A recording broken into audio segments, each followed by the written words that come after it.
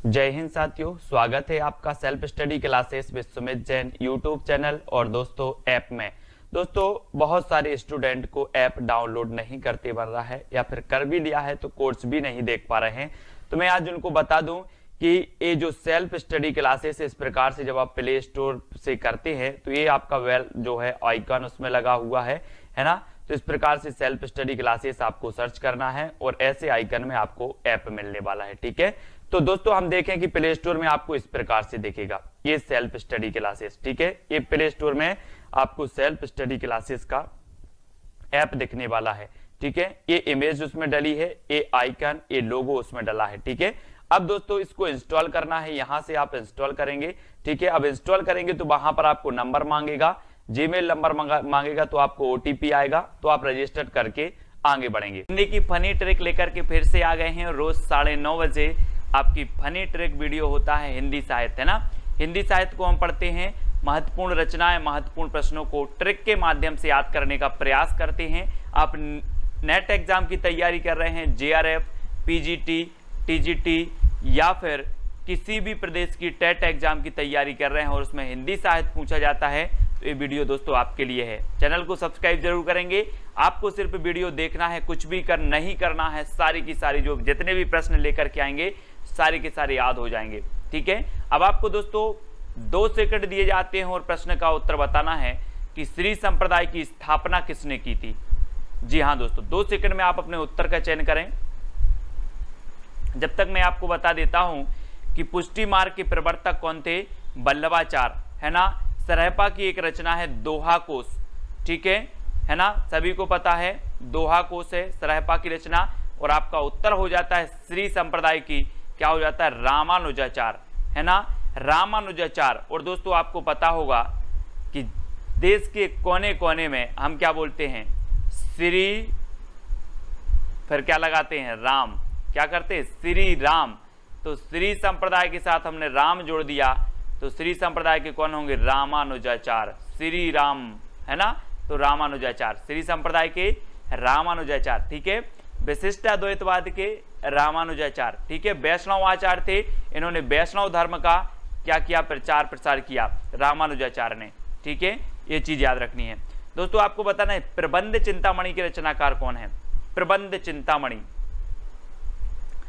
तो 2 सेकंड में आप अपने उत्तर का चयन करेंगे और आपका बिल्कुल सही आंसर क्या हो जाएगा, मेरुतुंग, मेरुतुंग। प्रबंध चिंतामणि के रचनाकार कौन है, मेरुतुंग हैं। और दोस्तों आपको पता है कि हमारे देश में विभिन्न प्रकार के मेरु यानी पर्वत हैं, है ना, पर्वत शिखर है ना, हमने विभिन्न प्रकार के। तो हमें क्या करना है, पर्वत शिखरों का, मेरु का क्या करना है, प्रबंध करना है, मेरु का प्रबंध करना है। तो मेरु की हमें चिंता करनी पड़ेगी। जैसे हमारा लद्दाख का पठार है, लद्दाख के पठार में मेरु हैं और उनकी हमें चिंता करनी पड़ेगी, नहीं तो छीन लेंगे लोग, है ना। तो इसलिए मेरु की चिंता करना है हमें और उनका प्रबंध करना है। तो प्रबंध चिंतामणि के रचनाकार कौन होंगे, मेरुतुंग। ठीक है, याद रखेंगे। आ नंबर आपका बिल्कुल सही है। रोड़ा कवि की एक रचना है कौन सी, राउल बेल, राउल बेल है दोस्तों, शिलांकित कृति मानी जाती है, शिलांकित कृति। ठीक है, तो इसको याद रख लेना है, राउल बेल की, रोड़ा कवि की राउल बेल शिलांकित कृति मानी जाती है। ठीक है, अगला देखते हैं दोस्तों। अगला जो अपना प्रश्न है वो क्या है, उसको देखते हैं।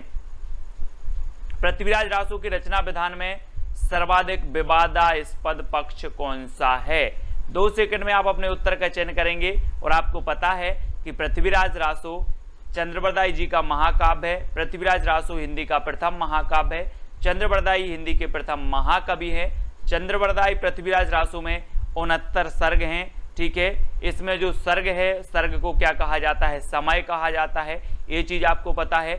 आदिकाल में अगर पूछा जाता है कि छंदों का जायवर किसे कहा जाता है, तो पृथ्वीराज रासो को कहा जाता है।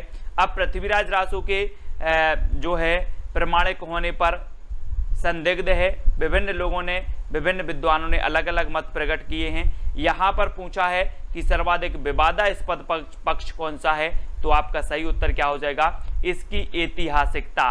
और आपको पता है दोस्तों कि पृथ्वी की ऐतिहासिकता पर भी विवाद है।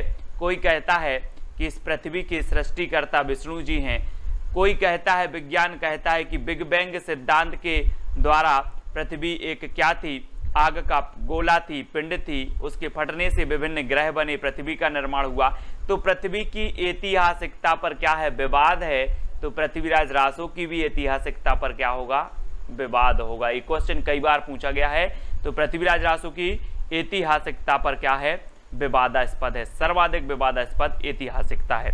अगला क्वेश्चन बताना दोस्तों, बीसलदेव रासो का काव्य रूप क्या है। सबसे पहले तो ये बात पता होनी चाहिए कि जो बीसलदेव रासो काव्य है वो किसका है, नरपति नाल का है। किसका है, नरपति नाल का है। ठीक है, अब इसके काव्य रूप क्या है, 2 सेकंड में आपको बताना है दोस्तों। तो आपको पता है ना दोस्तों कि यहां पर क्या आ रहा है, देव और 20। तो 20 देव, आपने पता होगा 20 देव के गीत गाते हैं। 20 देव बोले, हनुमान जी की भी पूजा कर लो, राम की भी कर लो, श्री कृष्ण भी की कर लो, है ना, मस्जिद में भी चले जाओ। 20 देवों की हम क्या करते हैं, पूजा करते हैं। करते कि नहीं करते, तो पूजा करते हैं और गीत गाते हैं, गीत गाते हैं। तो बीसलदेव रासो का जो काव्य रूप होगा वो क्या होगा, गीति काव्य, गीति काव्य। ठीक है, और बीसलदेव रासो के रचयिता कौन है, नरपति नाल। ठीक है, और बीसलदेव रासो जो है दोस्तों आपको पता है ये अजमेर के शासक के संबंधित है।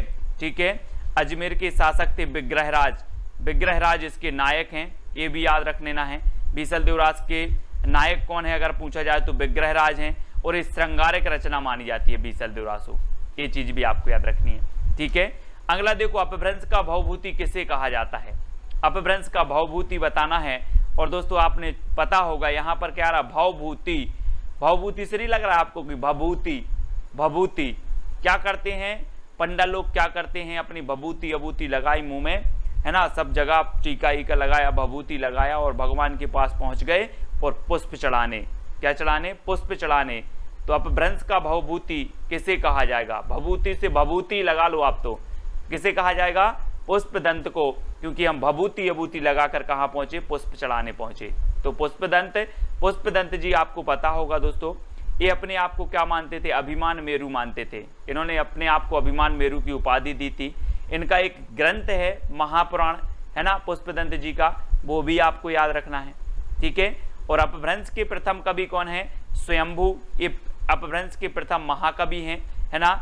और स्वयंभू को हिंदी का प्रथम कवि किसने माना है, तो वो माना है किसने, राम कुमार वर्मा ने। ये चीज भी आपको याद रखनी है। ठीक है, राम कुमार वर्मा। और सरहपा के बारे में तो मैंने आपको बताया था कि सरहपा की जो रचना है एक कौन सी है, दोहा कोश है ना। सरहपा मैंने आपको कई बार बताया है कि आप कभी बोलोगे कि सर दोहा सुनाओ, सर दोहा सुनाओ, तो मैं वही वाला सुना दूंगा कि पोथी पढ़ पढ़ जग मुआ पंडित भया न कोई, 2.5 अक्षर प्रेम के पढ़े सो पंडित, वही वाला दोहा आता मुझे तो, है ना। तो सर दोहा सुनाओ, तो दोहा कोश सरहपा, सर से, है ना। और राम सिंह की कौन सी है, पाहोड़ दोहा, पाहोड़ दोहा। ठीक है, तो याद रखना है। अगला बताना, ध्यान मंजरी की रचयिता कौन है। दोस्तों ध्यान मंजरी के रचयिता बताना है, अग्रदास हैं, नावादास हैं, कुंभन दास हैं या फिर सूरदास हैं। तो आपका बिल्कुल सही आंसर क्या हो जाएगा दोस्तों, मैं बोल रहा हूं कि आप पढ़ाई कर रहे हो और आपका ध्यान अग्र कहीं नहीं जाना चाहिए, सिर्फ पढ़ाई पर जाना चाहिए, वीडियो पर जाना चाहिए। अग्र आपको, आपका ध्यान नहीं जाना चाहिए।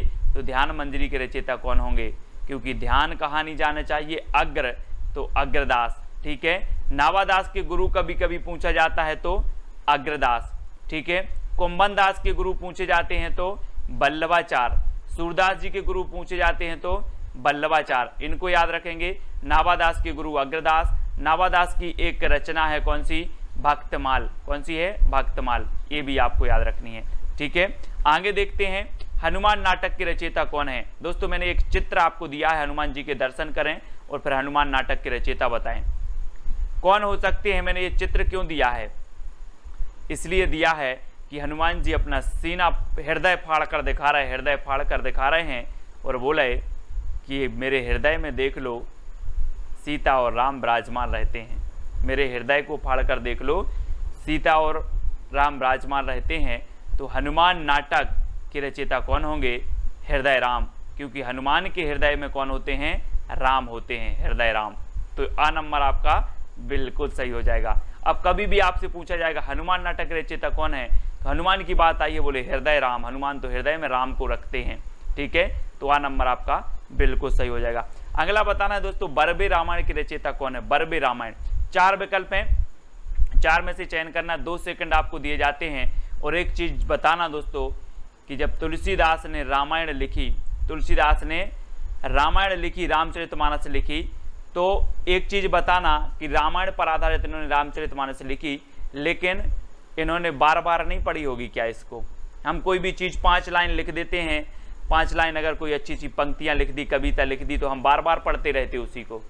तो तुलसीदास ने इतना बड़ा महाकाव्य लिखा, ये बार बार नहीं पढ़ेंगे, पढ़ेंगे ना बार बार, तो बार बार पढ़ी तो बरबे रामायण, बरबे से बार बार, बरबे रामायण के रचयिता कौन होंगे, बोले तुलसीदास होंगे, क्योंकि इन्होंने क्या की, रामचरितमानस की रचयिता इन्होंने रचना की, रामायण की रचना की, है ना, तो इन्होंने बार बार पढ़ी, इसलिए बरबे रामायण। याद रखना तुलसीदास जी राम काव्य धारा की पता है आपको, श्रेष्ठ कवि माने जाते हैं, है ना, जानकी मंगल, है ना, बरबे रामायण और भी बहुत सारी इनकी रचनाएं हैं, रामचरितमानस, ठीक है, विनय पत्रिका, कृष्ण गीतावली, ये सारी की सारी रचनाएं याद करना है तुलसीदास जी की। ट्रिक से मैं आपको याद करवाएंगे एक बात, है ना। अग्रदास की हमने पढ़ी थी कौन सी, ध्यान मंजरी पढ़ ली थी, और अग्रदास जो गुरु हैं अग्रदास वो किसके हैं, नाभादास के हैं। ठीक है, प्राणचंद्र चौहान की आपको पता है दोस्तों, प्राणचंद्र चौहान की भी इनकी रचना है, कौन सी है याद नहीं आ रही है मुझे, बहुत अच्छी है, पूछी जाती है, रामायण महानाटक। कौन सी है, रामायण महानाटक। हम बोल देते ना कि रामायण हमारे क्या हैं, प्राण हैं, रामायण हमारी प्राण है, तो रामायण महानाटक के रचयिता कौन होंगे, प्राणचंद्र चौहान। और पुष्पदंत के बारे में तो आपको बता दिया है दोस्तों कि इन्हें भवभूति कहा जाता है, अपभ्रंश का भवभूति पुष्पदंत को, है ना। महापुराण इनका एक काव्य है, रचना है महापुराण। ठीक है, और पुष्पदंत जो हैं बहुत ही इन्होंने अपने आप को क्या कहा था, अभिमान मेरु कहा था। तो ये चीज़ भी आपको याद करनी है। और बरबे बार बार रामायण किसने पढ़ी थी, तुलसीदास ने, तो बरबे रामायण के तुलसीदास हो जाएंगे। ठीक है, हंस जवाहर की रचयिता बचाना है दोस्तों, हंस जवाहर।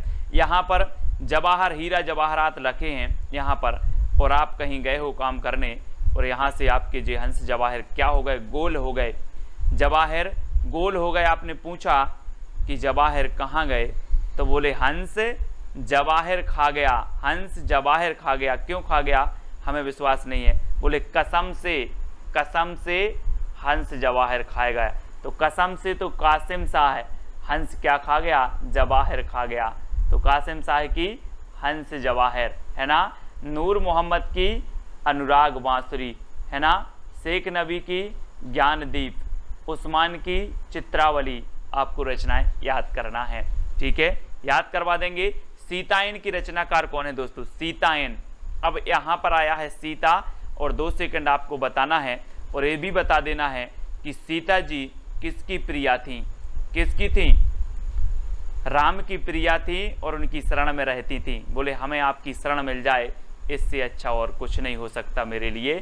तो सीतायन किसकी रचना होगी, राम प्रिया, राम की प्रिया कौन थी, सीतायन, है ना, सीता जी थी। तो इसलिए सीतायन राम प्रिया शरणदास, राम प्रिया शरणदास की रचना है सीतायन, कभी नहीं भूलोगे अब आप, है ना। इस प्रकार से याद करना है ना।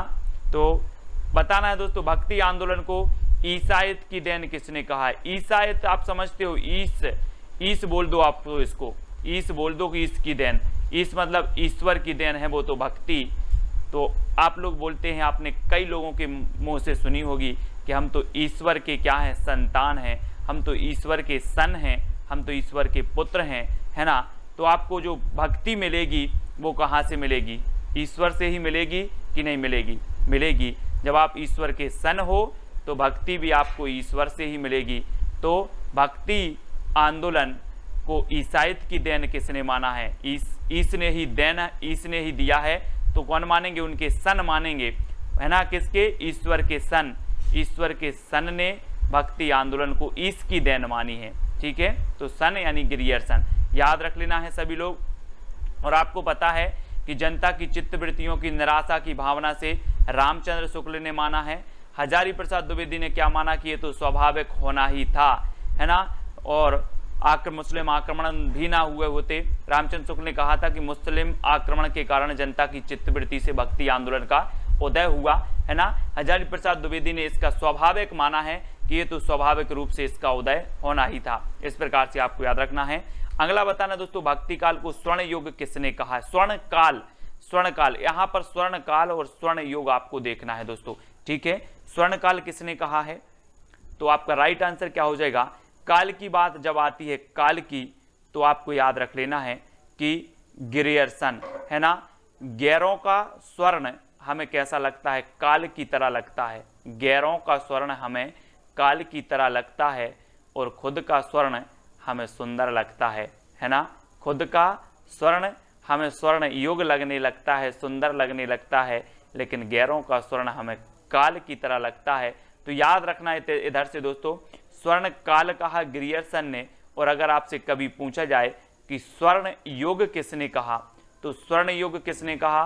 स्वर्ण युग श्याम सुंदर दास ने कहा, क्योंकि जो स्वर्ण युग है वो सुंदर होगा। काल होगा जो, तो काल की तरह देखेंगे गैरों के स्वर्ण को, ठीक है। हजारी प्रसाद द्विवेदी ने भक्ति काल को लोक जागरण कहा। क्या कहा? लोक जागरण। इसको भी आपको याद रखना है। और दोस्तों रामचंद्र शुक्ल ने क्या कहा? तो इन्होंने भक्ति काल कहा, ठीक है। ये चीज आपसे कभी पूछी जाती है, याद रखना।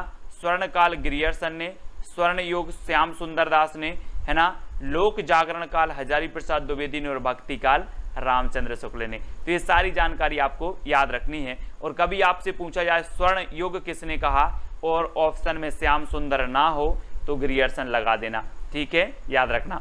अगला बताना दोस्तों, आलवार शब्द का अर्थ क्या होता है? आपको पता है कि आलवार भक्तों की संख्या कितनी मानी गई? 12। हमने कैसे याद किया था? यहाँ पर दिया है 12, यहाँ पर क्या दिया? 12, तो 12 से 12। आलवार भक्तों की संख्या कितनी है? 12, ठीक है। अब आलवार शब्द का अर्थ बताना है दोस्तों, क्या होता है। आप लोग के लिए मैं एक छोटी सी हिंट दे रहा हूं कि आप जितनी बार भी आलवार ट्रिकी वीडियो देखते हो और आप क्या हो जाते हो? मग्न हो जाते हो। आप आलवार ट्रिकी वीडियो देखते हो और मग्न हो जाते हो, तो आलवार शब्द का अर्थ क्या होता है? मग्न होना, है ना। बोले सर मैं तो आलवार आपका ट्रिकी वीडियो देखता हूं और मग्न हो जाता हूं, है ना। तो मग्न होना आलवार का अर्थ होता है। और आलवार भक्तों की संख्या थी 12। डॉक्टर हजारी प्रसाद द्विवेदी ने सूफी काव्यधारा की प्रथम रचना किसे माना है? सूफी काव्यधारा की, बहुत ही बढ़िया प्रश्न है दोस्तों, यहाँ से आपके बहुत सारे प्रश्न कवर होने वाले हैं। अब आपको बताना है कि हजारी प्रसाद द्विवेदी ने बताना है। तो 4 विकल्प हैं, 2 सेकंड में आप अपने उत्तर का चयन करेंगे। तो एक क्रम से दिया है बिल्कुल दोस्तों, है ना। हजारी प्रसाद द्विवेदी ने जो माना है वो ईश्वर दास कृत सत्यवती कथा। किसे माना है? ईश्वर दास कृत सत्यवती कथा। और मैंने आपको याद करवाया था कि ईश्वर की कथा सत्य होती है और इस कथा को हम एक बार नहीं, कितने बार पढ़ेंगे? 1000 बार पढ़ेंगे। कितने बार पढ़ेंगे? 1000 बार पढ़ेंगे। तो हजारी प्रसाद द्विवेदी सूफी काव्यधारा की प्रथम रचना किसे मानेंगे? किसे मानेंगे? ईश्वर दास कृत सत्यवती कथा को, क्योंकि ईश्वर की कथा सत्य होती है और इस सत्य कथा को हम 1000 बार पढ़ेंगे, ठीक है, 1000 बार पढ़ेंगे। तो इसको याद रखेंगे। असायत कृत हंसावली, असायत की रचना हंसावली, जिसका रचना काल 1370 है, ठीक है। मुल्ला दाऊद की चंदायन 1379 इसका रचना काल है। ईश्वर दास कृत सत्यवती कथा 1501 इसका रचना काल है। कुतुबन कृत मृगावती 1503 इसका रचना काल है। एक क्वेश्चन और पूछा जाता है दोस्तों, रामचंद्र शुक्ल ने सूफी काव्यधारा की प्रथम रचना किसे माना है? तो मृगावती को माना है, मृगावती को माना है। और प्रथम कभी माना है? कुतुबन को। तो ये चीज आपको याद रखनी है, जिसका रचना काल क्या है? 1503 है। अब एक क्रमबद्ध में अगर कभी पूछा जाए तो पहले हंस लिया करो, पहले हंसो फिर चांद को देखो, पहले हंसो फिर चांद को देखो, फिर सत्य कथा सुनो और फिर क्या हो जाएगा आप, है ना, मृग को देखो। इस प्रकार से याद करना है कि पहले हंसो फिर चांद को देखो, सत्यवती कथा और मृगावती, ठीक है। इस प्रकार से मैं आपको जो आपकी क्रमबद्ध है ना दोस्तों, वो इसी प्रकार से याद करवा देंगे। क्रमबद्ध वाले जो आपकी रचनाएं हैं, जो आपके कवि हैं, उनको करवाएंगे, दिक्कत नहीं करना है। छिताई वार्ता की रचनाकार कौन है? छिताई वार्ता दोस्तों, यहाँ पर क्या आया है? ताई, और सभी के घर में ताई होती हैं। बोले हमारी ताई बहुत अच्छी हैं, ऐसे बोलते हैं ना, हमारी ताई तो बहुत अच्छी हैं, मुझे नारायण जी की क्या सुनाती हैं, कथा सुनाती हैं, और बोलती हैं कि आप नारायण जी की कथा सुना करो, है ना, आपका क्या हो जाएगा, अच्छा होगा, आप एग्जाम में पास हो जाओगे। तो छिताई से आ रहा है ताई, और ताई किसकी कथा सुनाती हैं, नारायण जी की, है ना। तो नारायण नारायण और नारायण की कथा सुनाती हैं ताई। तो छिताई वार्ता के रचनाकार कौन होंगे, नारायण दास। ठीक है। सत्यवती कथा ईश्वर दास की है। तुलसीदास की हमने पढ़ ली थी। रामचरितमानस, है ना, 1574 इसका रचना काल माना जाता है। और अग्रदास की रचना हमने पढ़ी थी कौन सी, ध्यान मंजरी। ध्यान मंजरी आपको याद रहना है। ठीक है। अगला बताना दोस्तों, रामायण महानाटक के रचनाकार कौन है। मैंने तो आपको बता दिया है, क्या बता दिया कि रामायण हमारी क्या है, प्राण है, रामायण हमारी प्राण है। तो रामायण महानाटक के रचनाकार कौन होंगे, प्राण है तो प्राणचंद्र चौहान, है ना। रामायण हमारी क्या है, प्राण, तो प्राणचंद्र चौहान LT ग्रेड, है ना, में पूछा गया था ये क्वेश्चन, बहुत ही बढ़िया क्वेश्चन है। कुतुबन की तो मृगावती अपने पढ़ ली है। तुलसीदास की अपन रामचरितमानस, है ना, वर्वे रामायण, रामाज्ञा प्रश्न और कृष्ण गीतावली, ये सारी रचनाएं तुलसीदास जी की हैं। गोकुलदास की बात करें तो 252 वैष्णव की वार्ता और 84 वैष्णव की वार्ता, ये गोकुलदास की रचनाएं हैं, है ना, इनको भी आपको याद रखना है। दोस्तों आगे पूछा जाता है श्याम सगाई के रचनाकार कौन है, श्याम सगाई। और दोस्तों जल्दी से बताना है, श्याम जी के जो बाबा थे वो कौन थे, नंद बाबा। आप लोग बोलते नंद बाबा, और नंद बाबा ने बोला कि श्याम अब क्या हो गए, बड़े हो गए हैं, अब इनकी क्या कर दी जाए, सगाई कर दी जाए। किसने सोचा, नंद बाबा ने। तो नंद बाबा ने श्याम की सगाई किसने की, नंद बाबा ने। तो नंददास, श्याम सगाई के रचनाकार कौन होंगे, नंददास। नंददास की दोस्तों क्या है, भंवर गीत भी है, भंवर गीत है ना, और रूप मंजरी है, अनेकार्थ मंजरी भी इन्हीं की है। ठीक है, बहुत सारी है नंददास की रचनाएं, मैं आपको बहुत अच्छे से समझाऊंगा, ट्रिक से कभी नहीं भूलोगे आप। तो श्याम सगाई तो याद हो गई होगी कि नंद ने सोचा अब श्याम की सगाई कर दी जाए। ठीक है। मलिक मोहम्मद जायसी सूफी काव्यधारा के प्रथम महाकवि माने जाते हैं दोस्तों, और इनकी जो महाकाव्य है वो कौन सा है, पद्मावत है। हजारी प्रसाद द्विवेदी की अगर बात करें तो हजारी प्रसाद द्विवेदी बहुत ही श्रेष्ठ, है ना, साहित्यकार हुए हैं। हिंदी साहित्य की भूमिका, हिंदी साहित्य का आदिकाल, हिंदी साहित्य का उद्भव और विकास, ये सभी हजारी प्रसाद द्विवेदी जी के ग्रंथ हैं। रामचंद्र शुक्ल जी का हिंदी साहित्य का इतिहास है ना, इनको तो याद करेंगे ही। तुलसीदास को काली काल का जो वाल्मीकि कहा है वो किसने कहा है, वाल्मीकि बताना है दोस्तों, काली काल का वाल्मीकि किसने कहा है, जल्दी बताओ, काली काल का वाल्मीकि किसने कहा है। तो आपको पता है दोस्तों कि हम बोलते हैं काल आ गया, क्या आ गया, काल आ गया। तो काल कहाँ से आता है, धरती में से कि नभ से। आप देखते हो कि हे भगवान काल आ जाता मुझे तो उठा लेता, है ना। तो काल कहाँ से आएगा, नभ से आएगा। तो कली काल का वाल्मीकि किसे कहा जाएगा, किसने कहा है, तो नावादास ने। नभ से आएगा काल, है ना। तो कली काल का वाल्मीकि नावादास ने कहा है, किसे, तुलसीदास को। ठीक है, याद करना है। अगला देख लेते हैं दोस्तों, तुलसीदास को चलता फिरता तुलसी तरु किसने कहा है, तुलसी तरु। और तुलसी तरु की बात हो रही है दोस्तों, पौधे की बात हो रही है ना, और इसलिए इन्हें तुलसी तरु कहा गया कि तुलसी इतना पवित्र पौधा माना जाता है। और आपको पता है कि 24 घंटे आपको ऑक्सीजन प्रदान करता है, दिन रात ऑक्सीजन प्रदान करता है तुलसी और पीपल के वृक्ष, है ना, बहुत ही पवित्र माना जाता है। और तुलसी के जैसी सरस्वती थी किसमें, तुलसीदास में। तुलसी तरु और तुलसीदास इस प्रकार से, तो ये मधुसूदन ने कहा है। ठीक है, किसने, मधुसूदन ने। और मधु मतलब होता है भौरा, तो भौरा किसके पास जाएगा, तरु के पास तो जाएगा, है ना। तो मधु तरु के पास जाएगा, इसलिए मधुसूदन सरस्वती ने तुलसीदास को चलता फिरता तुलसी तरु कहा। बहुत ही बढ़िया प्रश्न है, कई बार पूछा गया है। अगला बताना, भक्तमाल के टीकाकार कौन माने जाते हैं। भक्तमाल के टीकाकार प्रियादास हैं, अग्रदास हैं, हेमचंद्र या फिर देवसेन हैं। तो आपको बताना है दोस्तों, भक्तमाल रचना है किसकी, नाभादास की। लेकिन भक्तमाल के कौन बताना है, टीकाकार बताना है। और मैं आपको हिंट दे रहा हूं कि जो भक्त देते हैं, भक्त होते हैं, वो भगवान के प्रिय होते कि नहीं होते, जल्दी बताओ। भक्त भगवान के प्रिय होते हैं, इसलिए भक्तमाल के टीकाकार कौन होंगे, प्रियादास। कौन होंगे, प्रियादास होंगे। तो आ नंबर आपको याद रख लेना, क्योंकि भक्त भगवान के प्रिय होते हैं। तो प्रियादास, ठीक है। अग्रदास की तो हमने पढ़ी ही थी कि अग्रदास की ध्यान मंदिरी। हेमचंद्र अपभ्रंश के व्याकरणाचार्य हैं। देवसेन दोस्तों हिंदी की प्रथम रचना है इनकी कौन सी, श्राप का चार, ठीक है। श्राप का चार 933 ईस्वी जिसका रचना काल है, तो इसको भी आपको याद रखना है, ठीक है। अब दोस्तों आपको एक चैलेंज प्रश्न दिया जाता है कि विनय पत्रिका की भाषा क्या है। आपको कमेंट में इसका उत्तर बताना है, विनय पत्रिका की भाषा क्या है, अवधी, भोजपुरी, ब्रज या फिर मैथिली। तो इसकी भाषा आपको बताना है कमेंट में। सभी लोग, जितने भी लोग देख रहे हैं, सभी को इसका उत्तर बताना है, ठीक है। सभी लोग बताएंगे।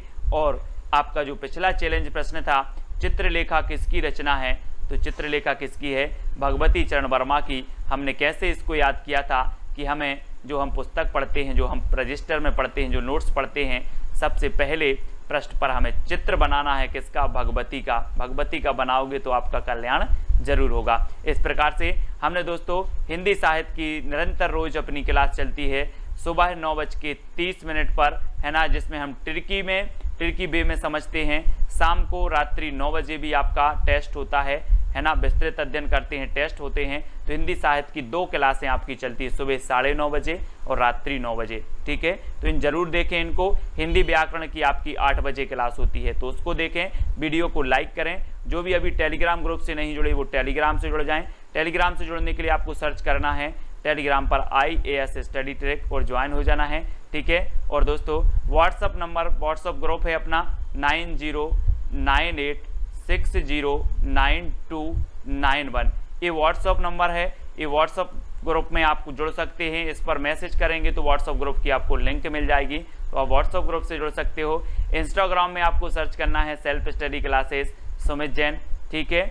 और फेसबुक पे आपको सुमित जैन सर्च करना है और वीडियो को लाइक करके शेयर अवश्य करना है। वीडियो कैसा लगा कमेंट के माध्यम से अवश्य बताना है और शेयर जरूर करना है। लाइक तो सभी लोग करेंगे। जय हिंद। दोस्तों बहुत सारे स्टूडेंट को ऐप डाउनलोड नहीं करते बन रहा है, या फिर कर भी लिया है तो कोर्स भी नहीं देख पा रहे हैं। तो मैं आज उनको बता दूं कि ये जो सेल्फ स्टडी क्लासेस इस प्रकार से जब आप प्ले स्टोर से करते हैं तो ये आपका जो है आइकन उसमें लगा हुआ है ना। तो इस प्रकार से सेल्फ स्टडी क्लासेस आपको सर्च करना है और ऐसे आइकन में आपको ऐप मिलने वाला है, ठीक है। तो दोस्तों हम देखें कि प्ले स्टोर में आपको इस प्रकार से दिखेगा ये सेल्फ स्टडी क्लासेस, ठीक है। ये प्ले स्टोर में आपको सेल्फ स्टडी क्लासेस का ऐप दिखने वाला है, ठीक है। ये इमेज उसमें डली है, ये आइकन, ये लोगो उसमें डला है, ठीक है। अब दोस्तों इसको इंस्टॉल करना है, यहां से आप इंस्टॉल करेंगे, ठीक है। अब इंस्टॉल करेंगे तो वहां पर आपको नंबर मांगेगा, जीमेल नंबर मांगेगा, तो आपको OTP आएगा, तो आप रजिस्टर करके आगे बढ़ेंगे।